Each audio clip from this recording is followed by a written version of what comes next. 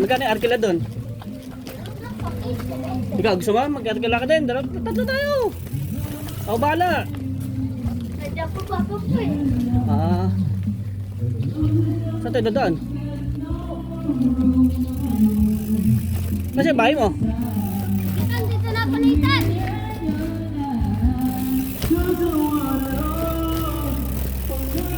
Ang tigas pala ng gulong ko, naalala ko. Doon po ako sa malaki.